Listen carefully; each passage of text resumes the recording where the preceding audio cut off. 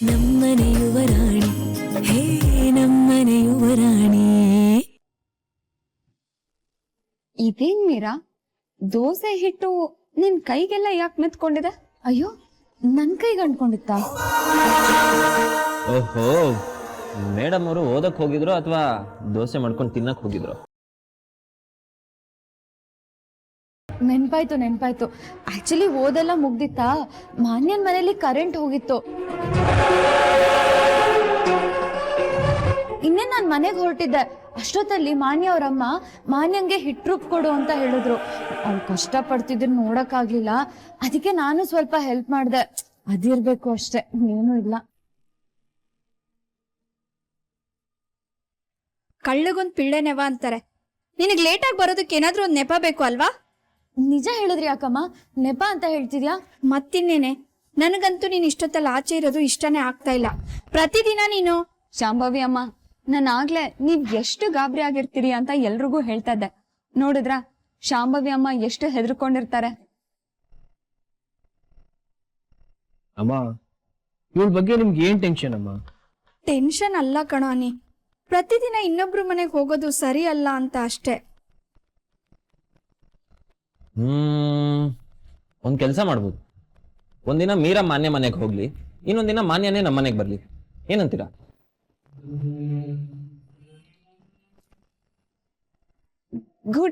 Good idea. ಇದು ತುಂಬಾ ಚೆನ್ನಾಗಿದೆ. ಕಣೆ ಮೀರಾ, ಇವತ್ ನೀನ್ ಹೋಗಿದ್ಯಾ, ನಾಳೆ ಅವ್ರನ್ನ ಬರೋದಕ್ಕೆ ಹೇಳು. ನಾಳೆ ನೀನ್ ಹೋಗು, ಹಾಗೆ ಬ್ಯಾಲೆನ್ಸ್ ಆಗುತ್ತೆ. ಅಮ್ಮನ್ ಭಯನೂ ದೂರ ಆಗುತ್ತೆ. ಹಾಗೆಲ್ಲ ಆಗಲ್ಲ ಕಣೋ.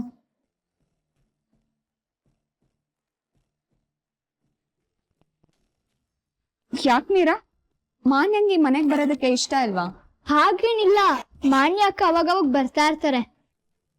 ಅವಳೇನು ಈ ಮನೆಗೆ ಹೊಸಬ್ಳಲ್ಲ, ಬರೋದಕ್ಕೆ ಹೇಳು. ಅಮ್ಮ, ಇಲ್ಲಿ ಓದ್ಕೊಳ್ಳೋದಕ್ಕೆ ಸರಿ ಹೋಗಲ್ಲ ಅಮ್ಮ.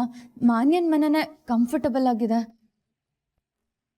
ನನಗೂ ಬಿಗಿನಿಂಗ್ ಅಲ್ಲಿ ಇಲ್ಲಿ ಅಡ್ಜಸ್ಟ್ ಆಗ ಕಷ್ಟ ಆಗಿತ್ತು.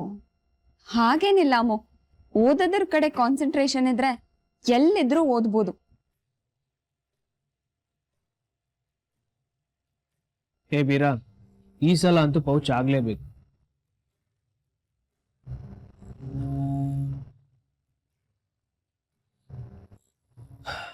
ಏನೇ ಆಯ್ತು ಮೀರಾ ನಿಮ್ಗೆ? ಮೀರಂಗೆ ಸುಸ್ತಾಗಿದೆ ಅನ್ಸತ್ತೆ ಅಲ್ವಾ ಮೀರಾ?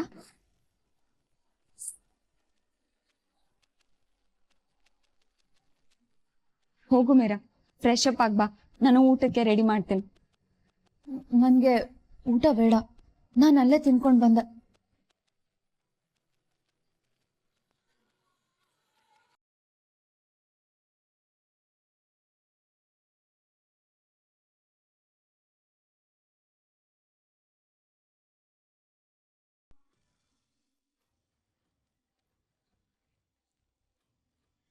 ಗಾಡ್, ಇದೇನಿದು ಹೊಸ ರಗಳೆ?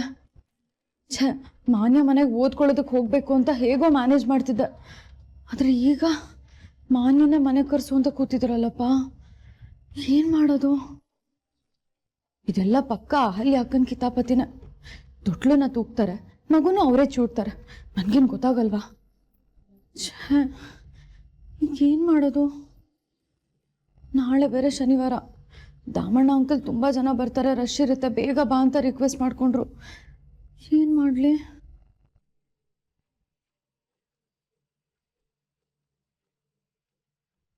ಮೀರಾ, ನೀನ್ ಓದಿನ ಕಡೆ ತುಂಬಾ ಗಮನ ಕೊಡ್ತಾ ಆರೋಗ್ಯನ ಮರಿತಾ ಇದ್ಯಾ.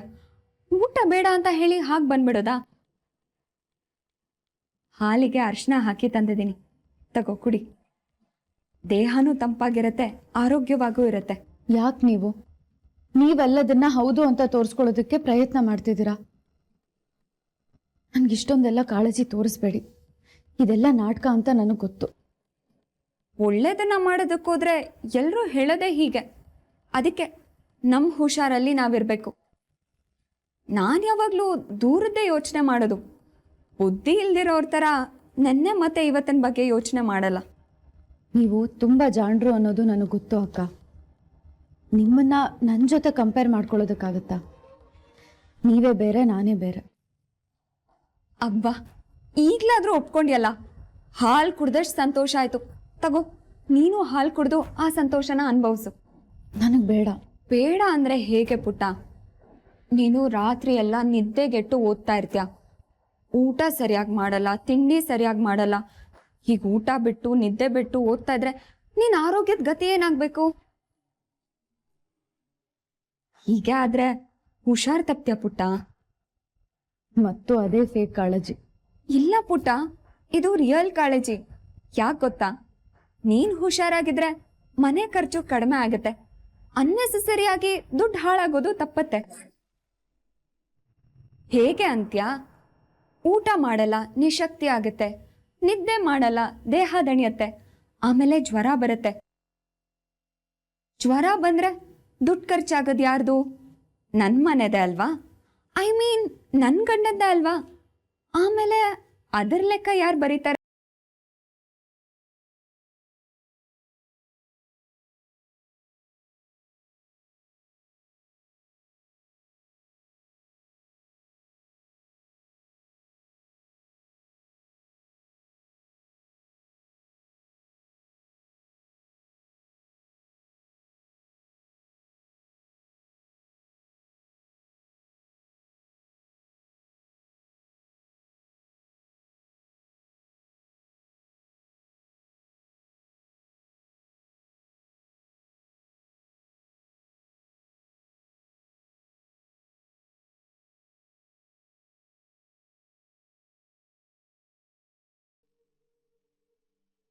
ಚಂದ್ರಣ್ಣ, ನಿಮ್ ಜೊತೆ ಸ್ವಲ್ಪ ಮಾತಾಡೋದಿತ್ತು.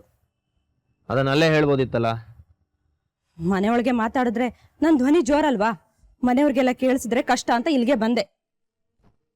ಅದೇನೋ ಹೇಳ್ತಿದ್ರಿ, ನಿಮ್ ಮಗಳು ಏನು ಮಾಡ್ತಿಲ್ಲ, ನಾನ್ ಕೈ ಕಟ್ಕೊಂಡು ಕೂರಕ್ಕಾಗಲ್ಲ ಅಂತ. ಏನ್ ಅದ್ರ ಅರ್ಥ? ಏನ್ ಮಾಡ್ಬೇಕು ಅಂತಿದ್ದೀರಿ? ಅದ್ಕೆ ಅದನ್ನ ಹೇಳಿದ್ರೆ ನಿಮ್ಗೆ ಇಷ್ಟನೂ ಆಗಲ್ಲ, ನಿಮ್ ಒಪ್ಪಿಗೆನೂ ಇರಲ್ಲ. ಚೆನ್ನಾಗಿರೋ ಬಾಳ್ನ ಹಾಳು ಮಾಡ್ಕೊಳ್ಳೋದು ಯಾರಿಗಾದ್ರೂ ಇಷ್ಟ ಆಗತ್ತ ಚಂದ್ರಣ್ಣ? ಏನ್ ಮಾತಾಡ್ತಿದ್ದೀರಿ? ನಿಮ್ ಗುರಿ ಉದ್ದೇಶನ ಗಂಟ್ ಕಟ್ಟಿ ಪಕ್ಕ ಕಿಡಿ. ಜೀವನ ಬದಲಾಗಿದೆ, ಬದಲಾಕೊಂಡು ಹೋಗೋಣ. ಉಳ್ಕೊಳ್ಳೋದಕ್ಕೆ ಬಂಗ್ಲೆ ಸಿಕ್ತು, ಕೈಯಲ್ಲಿ ಕಾಸಾಡ್ತಾ ಮೈ ಮೇಲೆ ಬಂಗಾರ ಇದ್ರೆ ಜೀವನ ಬದಲಾದಂಗಲ್ಲ. ಅದಕ್ಕೆ ನಮ್ಮ ಜೀವನನ ಬದಲಾಯಿಸ್ಕೊಳ್ಳುವಂತ ದೊಡ್ಡ ಅವಕಾಶ ಆ ಹಲ್ಯ ಹತ್ರ ಇತ್ತು, ಅದನ್ನ ಅವಳು ಹಾಳು ಮಾಡ್ಬಿಟ್ಲು. ಏನು? ಏನ್ ಮಾಡಿದ್ಲು? ನಿಮ್ ಮಳಿಯ ಆ ಹಲ್ಯನ ಆಫೀಸ್ ಕೆಲ್ಸಕ್ಕೆ ಬಾ ಅಂತ ಕರ್ದ, ಬರೋದ್ ಬಿಟ್ಟು ಕೆಲಸ ಮಾಡಲ್ಲ ಅಂತ ಹೇಳ್ತಿದ್ದಾಳೆ ನಿಮ್ ಮಗಳು. ಇದ್ ಸರಿನಾ? ತಪ್ಪೇನಿದೆ? ಇಷ್ಟು ದಿನ ನನ್ ಮಗಳು ಕಷ್ಟಪಟ್ಟು ದುಡ್ಡು ಮನೆ ನಡೆಸ್ತಾ ಇರ್ಲಿಲ್ವಾ? ಈಗ ದುಡ್ಡಿನ ಅವಶ್ಯಕತೆ ಇಲ್ಲ, ಮನೆ ಚೆನ್ನಾಗಿ ನೋಡ್ಕೊಂಡ್ರೆ ಸಾಕು, ಮನೆಯವ್ರನ್ನ ಖುಷಿಯಾಗಿಟ್ರೆ ಸಾಕು. ಬಹಳ ಬಂಗಾರ ಆಯ್ತಲ್ಲ. ಅದ್ಗೆ ತಟ್ಟೆಲಿದ್ ಬೆಣ್ಣೆ ಉಂಡೆನ ಬಿಟ್ಟು ಬೆರಳು ಗಂಟಿರೋ ಬೆಣ್ಣೆಗೆ ಸಾಕು ಅಂತಿದ್ದೀರಾ? ಆ ಹಲ್ಯ ಆಫೀಸಿಗೆ ಬಂದ್ರೆ ಅವಳ ಸ್ಥಾನಮಾನ ಎಲ್ಲಿಗೆ ತಲುಪುತ್ತೆ ಅಂತ ನಿಮ್ಗೆ ಅಂದಾಜಿಲ್ಲ. ಬೇಕಾಗಿಲ್ಲ, ಆಫೀಸ್ ಕೆಲ್ಸನ ಅಳಿಯಂದ್ರು ನೋಡ್ಕೋತಾರೆ, ಅದನ್ನ ಅವರೇ ನೋಡ್ಕೊಳ್ಳಿ. ಈ ಮನೆ ಜವಾಬ್ದಾರಿನ ಮನೆ ಕೆಲ್ಸದವ್ರು ನೋಡ್ಕೊಂಡು ಮನೆ ಯಜಮಾನ್ರಿಗೆ ಬೆಲೆ ಇಲ್ದ ಹಾಗೆ ಮಾಡಿದ್ದಾರೆ. ಅವ್ರಿಗೆಲ್ಲ ಸರಿಯಾಗಿ ಬುದ್ಧಿ ಹೇಳಿ ಈ ಮನೆ ಜವಾಬ್ದಾರಿನ ಅಹಲ್ಯ ತಗೋಬೇಕು. ಇಲ್ಲಿವರೆಗೂ ಏನೇನ್ ಎಡವಟ್ಗಳಾಗಿದೆಯೋ ಅದನ್ನೆಲ್ಲ ಸರಿ ಮಾಡ್ಬೇಕು.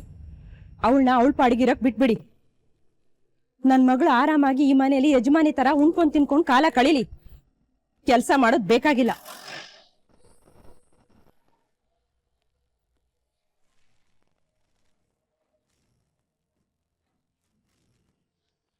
ಏನ್ ಅದಕ್ಕೆ ಇವರೇ ಒಂದು ಬೇರೆ ಪ್ರಪಂಚದಲ್ಲಿದ್ದಾರೆ. ನಮ್ಮ ಉದ್ದೇಶದ ಬಗ್ಗೆ ಇವ್ರಿಗೊಂದು ಚೂರು ಪ್ರಜ್ಞೆ ಇಲ್ಲ. ನನ್ನ ಮಗಳು ಕೂಡ ಇವ್ರ ದಾರಿಲೇ ಹೋಗ್ತಿದ್ದಾಳೆ. ಹಾಗಾಗೋದಕ್ಕೆ ನಾನು ಬಿಡಲ್ಲ. ಅಹಲ್ಯ ನಮ್ಮ ಗುರಿನ ಮರಿಬಾರ್ದು. ಅವಳಿಗಾಗ ನಾನು ನೆನಪಿಸ್ತಾನೇ ಇರ್ತೀನಿ.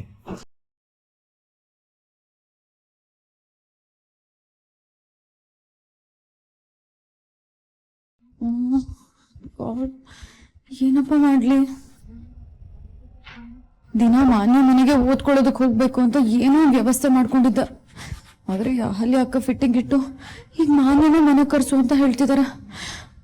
ಹಾಗೆಲ್ಲ ಆದ್ರೆ ಪ್ರಾಬ್ಲಮ್ ಆಗ್ಬಿಡುತ್ತೆ. ನಾನು ಕಷ್ಟದಲ್ಲಿದ್ದಾಗ ನಂಗೆ ಸಹಾಯ ಮಾಡಿದವ್ರಿಗೆ ಮೋಸ ಮಾಡ್ದಂಗೆ ಆಗ್ಬಿಡುತ್ತೆ. ಏನ್ ಮಾಡ್ಲಿ? ಹೋಟೆಲ್ಗೆ ಹೇಗೆ ಹೋಗ್ಲಿ ಈಗ?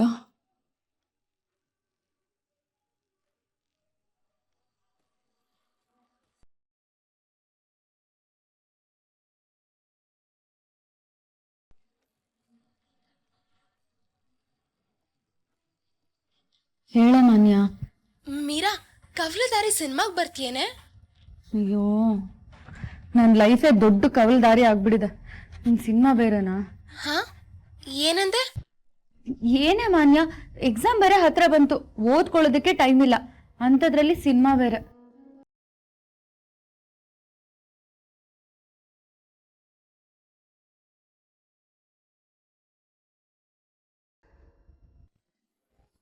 ಓ ಮೈ ಗಾಡ್ ಮಾನ್ಯ, ಥ್ಯಾಂಕ್ ಯು ಸೋ ಮಚ್ ಕಣ. ನಾನು ನಿಂಗೆ ಆಮೇಲೆ ಕಾಲ್ ಮಾಡ್ತೀನಿ.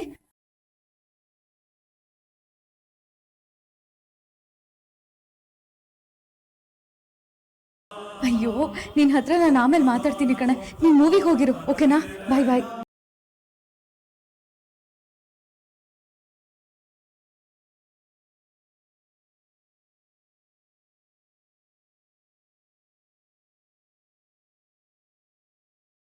ಏನ ರುಸ್ವೇಂದ್ರ, ನಿಮ್ ಸುಂದರ ಬಂದೇ ಇಲ್ಲ?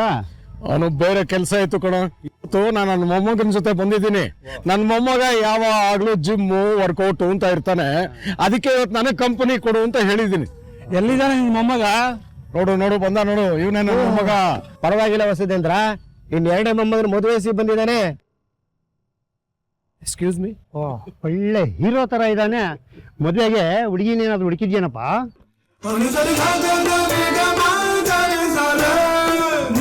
Hello, hold on.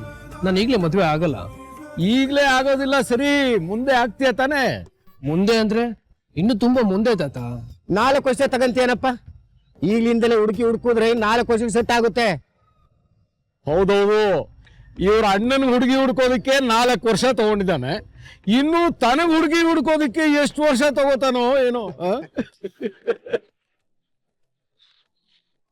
ತಾತ, ಮೊಮ್ಮಗನ್ ಮರ್ಯಾದೆ ಕಳೀತಾ ಇದೆಯಾ ನೀನು? ನಿಜ ಅಲ್ವೇನೋ ಅವನಿ? ನಿಮ್ಮ ಅಣ್ಣನಿಗೆ ಹುಡುಗಿ ಹುಡ್ಕೋದಿಕ್ಕೆ ಇಷ್ಟು ಉದ್ದ ಲಿಸ್ಟ್ ಪ್ರಿಪೇರ್ ಮಾಡಿದ್ದೆ. ಈಗ ನಿನ್ನ ಲಿಸ್ಟ್ ಎಷ್ಟು ಉದ್ದ ಇರುತ್ತೋ? ಇಲ್ಲ ತಾತ, ನನ್ನ ಲಿಸ್ಟ್ ತುಂಬಾ ಚಿಕ್ಕದು.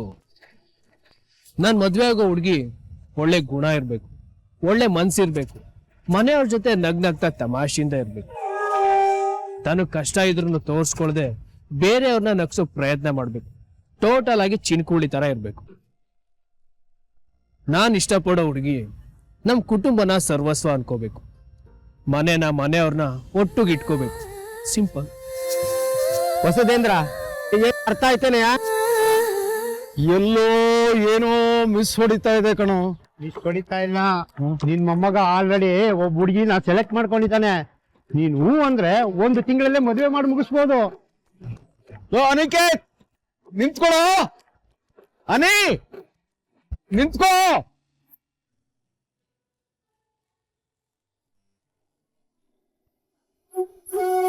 ಅಬ್ಬಬ್ಬಾ ಅಹಲ್ಯಮ್ಮ, ನೀವು ಮಾಡ್ತಿರೋ ಉಪ್ಪಿಟ್ಟಿನ ಪರಿಮಳ ಮನೆ ತುಂಬ ಘಮ ಘಮ ಅಂತ ಇದೆ.